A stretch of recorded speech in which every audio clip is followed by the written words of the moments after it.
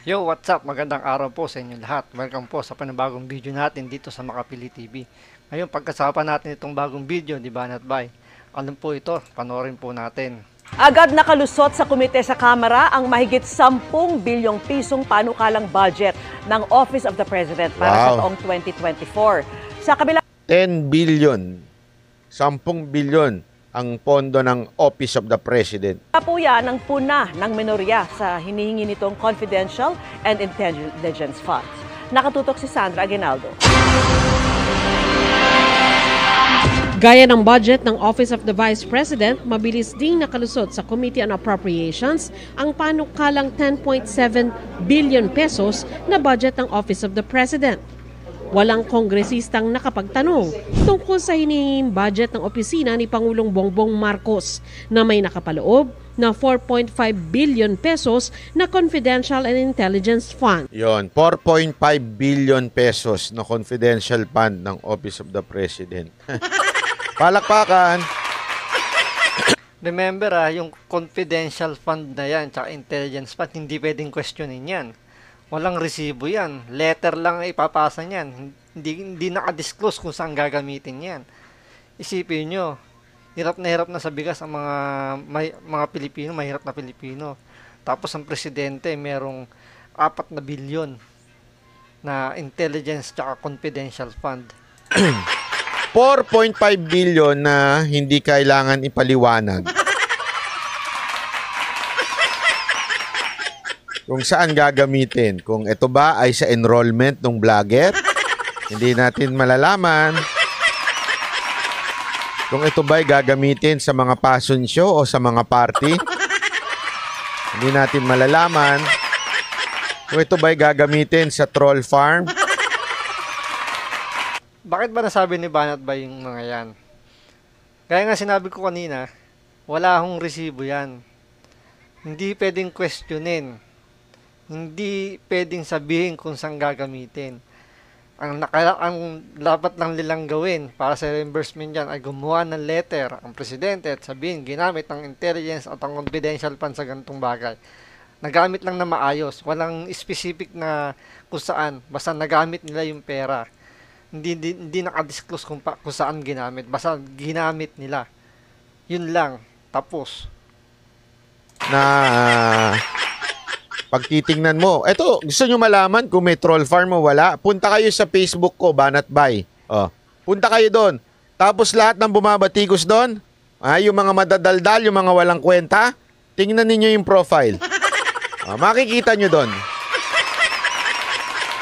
Makikita ninyo doon yung mga troll farm. Yun eh. Yung mga wala man lang kaibigan, wala man lang kaano-ano, mga gunggong.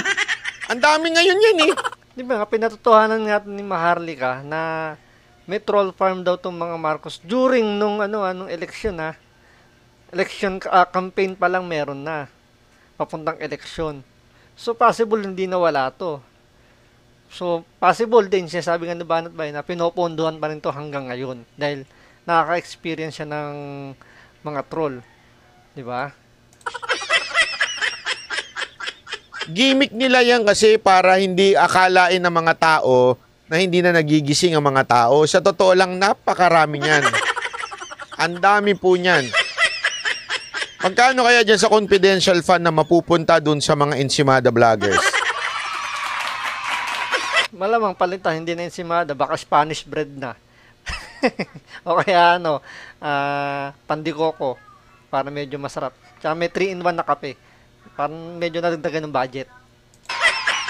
Hindi, yung mga vloggers na nakaabang sa atin at lagi tayong content.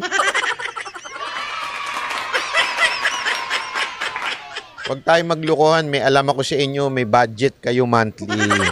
Lalong-lalo na yung gumagaya sa atin. Ako po. Yung mga bumabanat sa atin, ako po. Ang laki ng monthly niya mga yan. Sa bagay, sabi nga dati lang napagbigyan ng, nabigyan lang ng ano yan dati lang nagpupulot ng ano dyan sa karsada yan Tapos naging vlogger na. Oh, totoo Totoo, ang daming ganyan. Yung nagpupulot-pulot lang dyan sa karsada, nagbebenta ng bakal-bakal.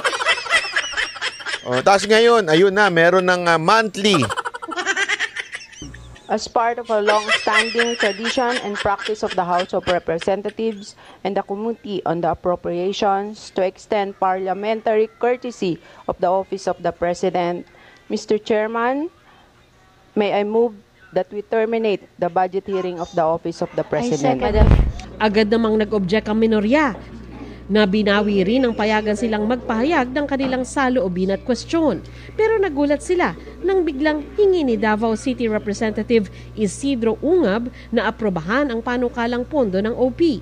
The objection has been withdrawn and therefore the motion to terminate the budget briefing No, of Madam the Chair, I object. Office of the President is hereby approved. No, Madam Chair. Nire-reload po natin yung deliberations. Again, we should give members the right and the time na maghabol ng kanilang mga objections.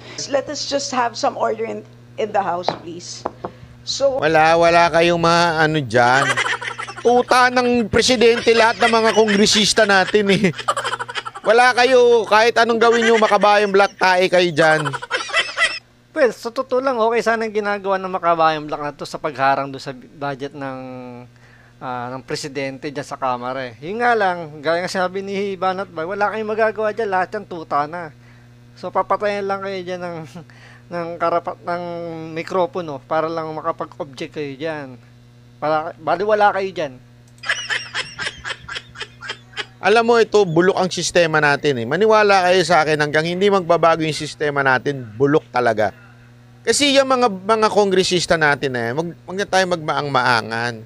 Umaasa kayo sa proyekto na iaalat sa inyo. Okay?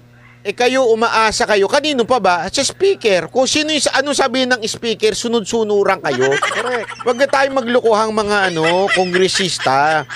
Kaya talagang wala mangyayari pagdating. Kaya nakita nyo, ang bilis ma-aproban pag dyan sa Kamara. Pero pag sa Senado, kahit papaano, may pagkakataon pang busisiin. Di ba tingnan nyo kay Vice President?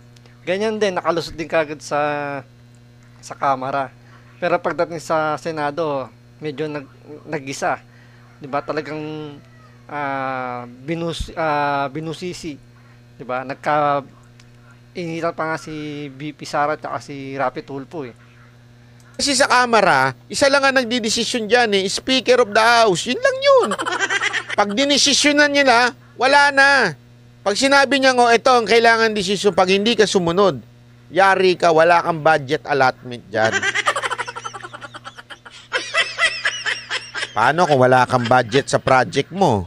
O hindi, talo ka sa susunod na eleksyon. Wala kang silbi. Saka paano ka makakakuha ng 20% sa mga bogus mong kontraktor? Diba? Totoo naman eh, mga bogus yung kontraktor ninyo, kaya nga, isipin nyo ito mula pa nung kopong-kopong, yung punyetang flood project na yan ang gatasan. Gatasan niya ng mga kongresista. Halos lahat ng lugar sa Pilipinas may flood project, pero lahat naman baha. O diba? Pansinin nyo yan.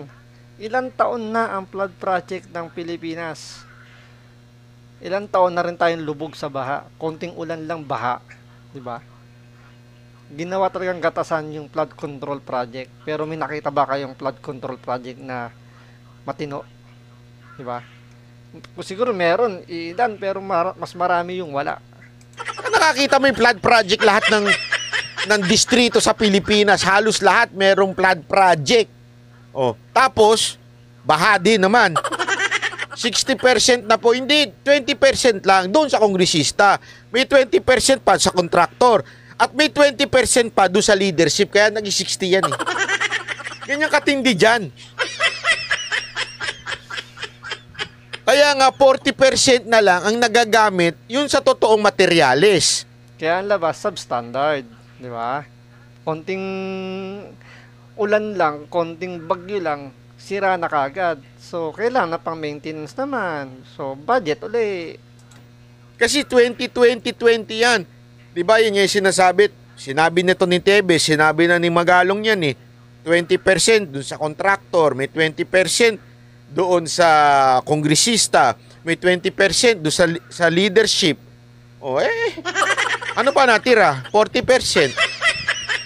Tapos, kumain na lang kayo ng, amoy cabinet na bigas. At the point that the objection was withdrawn, then automatically the motion to terminate the budget briefing was carried.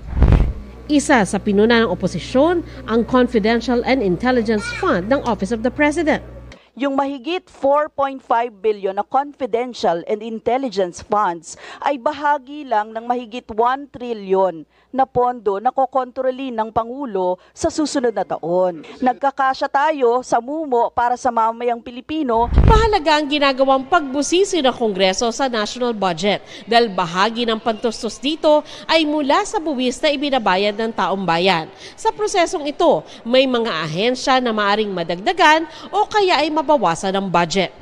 Sumalang din ang Commission on Human Rights na nagpahayag na humingi sila ng 1.9 billion pesos na pondo pero mahigit 970.